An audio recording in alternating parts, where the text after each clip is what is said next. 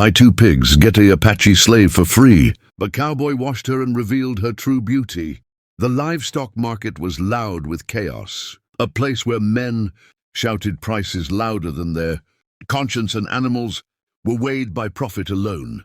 Dust hung heavy in the air, clinging to sweat-soaked shirts and worn boots. Wooden pens rattled as pigs squealed, and coins changed hands without hesitation. In the far corner of the market, almost hidden behind a stack of broken crates, stood an Apache woman bound to a post with rough rope. Her clothes were torn and stiff with dried mud, her hair tangled and matted from weeks of neglect. A crooked sign nailed above her head carried a cruel promise: buy 2 pigs and take the Apache Slave for free. People passed her without stopping, some laughing, others pretending not to see her at all. She did not beg. She did not cry. She stood still, shoulders straight despite exhaustion, eyes lowered not from shame but from restraint. She had learned that drawing attention only invited cruelty.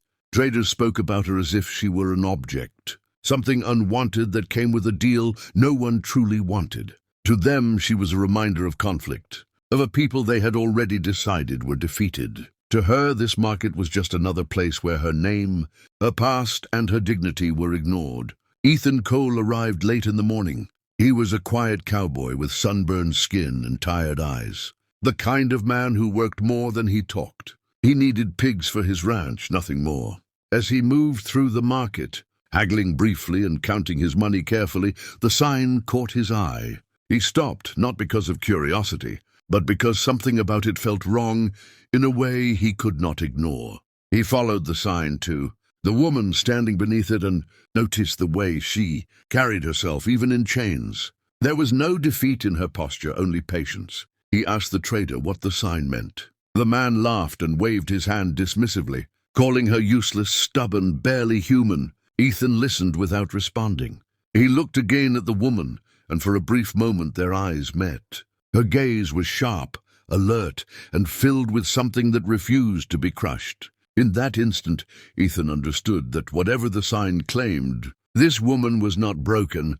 Without arguing, he paid for the pigs. When the trader reminded him of the free extra, Ethan nodded and cut the rope himself. The woman stiffened, ready for pain, but it did not come. He simply stepped back and gestured for her to walk. She hesitated, then followed, uncertain but silent. As they left the market together, whispers followed them. Ethan did not turn around.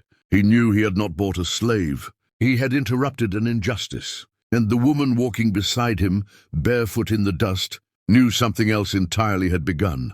The journey away from the market was long and quiet, broken only by the creak of the wagon and the steady rhythm of hooves against dry earth. The Apache woman sat stiffly at the edge of the wagon, her hands resting in her lap, eyes fixed on the horizon.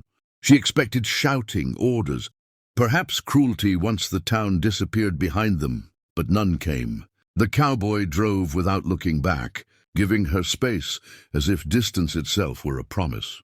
When the ranch finally appeared, small and weather-worn under the open sky, she felt confusion more than fear. This place did not look like a prison. Ethan stopped near the barn and climbed down. He pointed toward a wooden pump, a tin basin, and a stack of folded cloth resting nearby. Slowly, carefully, he placed a bar of soap beside the basin and stepped away, turning his back as if to make his intentions unmistakable. He spoke softly, his voice calm, explaining she could wash, that he would not watch, that no one would hurt her here. She did not understand his words, but she understood the tone, the way his shoulders relaxed instead of tightening, the way he walked several steps away and waited. For a long time she did not move. Water had often meant pain in captivity. Scrubbing meant humiliation. Her body remembered even when her mind tried to forget. Finally, with cautious hands, she touched the water. It was cool, clean, real. She dipped her fingers in first, then her palms, then slowly began to wash. Mud loosened and slid away, revealing skin marked by old scars and quiet strength. She worked carefully, as if afraid the moment would disappear if she moved too fast.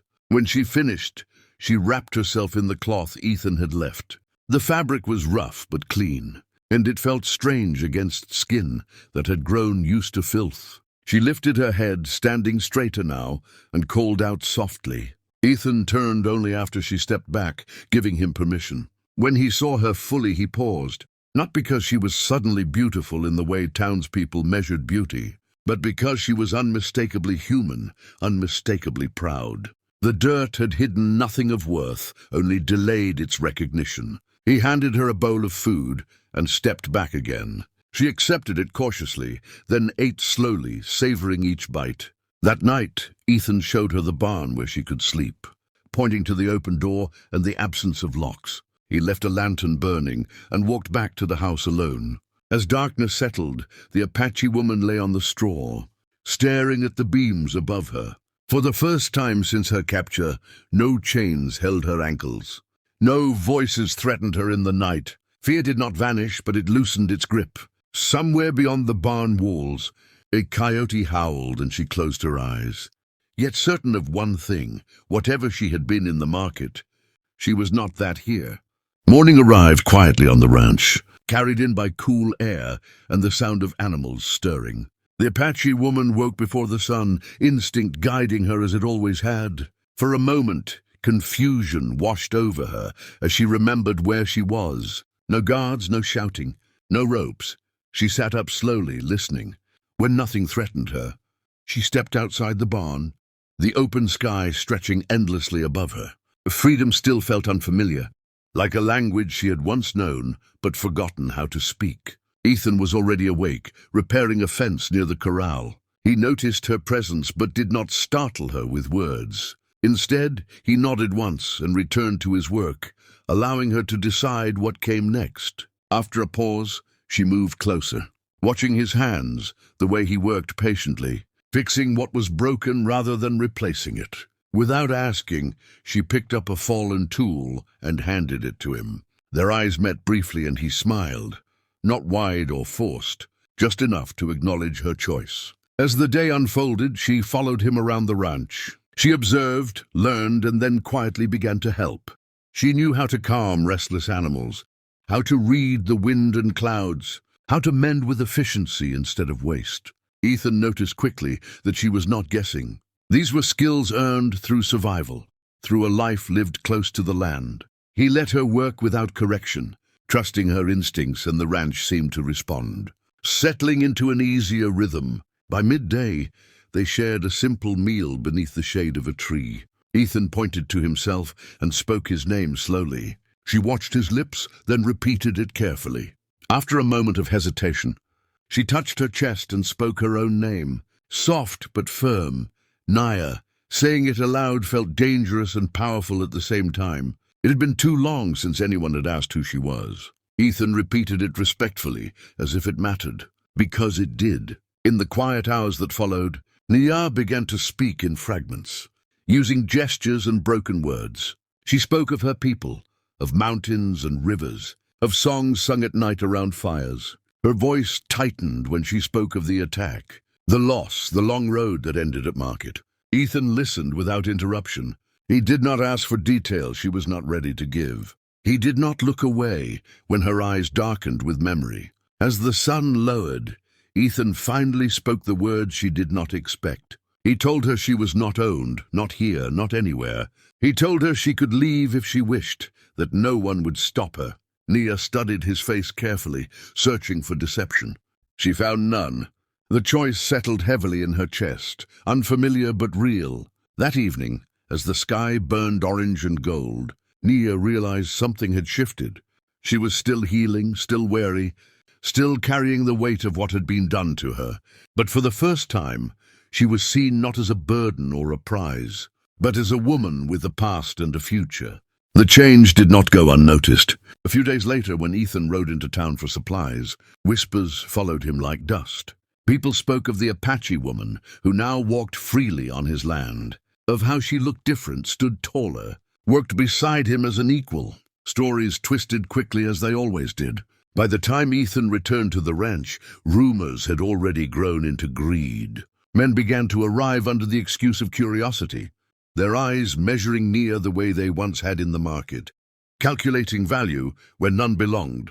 Offers came quietly at first. Silver coins placed on a fence post, promises of horses, weapons, even land. Ethan refused them all without debate. Each refusal sharpened interest instead of dulling it.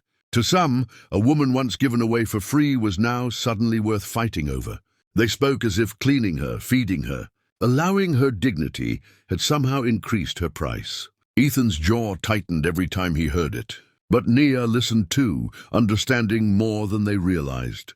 The tension broke when soldiers arrived, uniforms dusty, authority heavy in their voices. They claimed records, laws, ownership, written by men who had never spoken her name. Ethan stood between them and the house without raising his voice.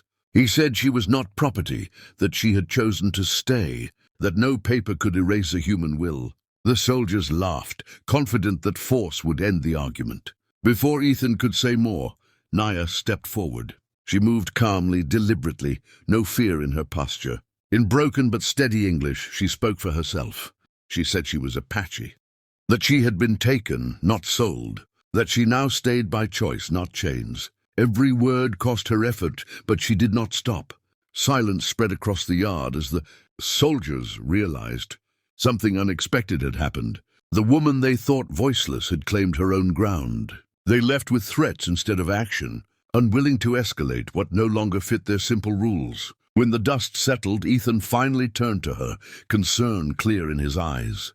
Nia shook her head gently. This time, she had chosen to speak. This time, she had not been forced. That night, she took a length of old rope she had kept hidden since the market, the last physical reminder of her captivity.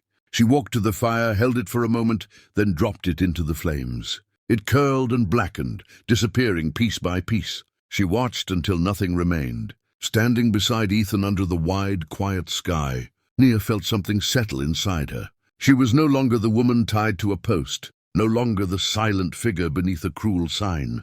She was herself again, scarred, strong, alive. The cowboy who had washed away the dirt had not changed who she was. He had simply given her the space to reveal it. And in that freedom, she did not need to be bought, rescued, or claimed. She had already reclaimed herself.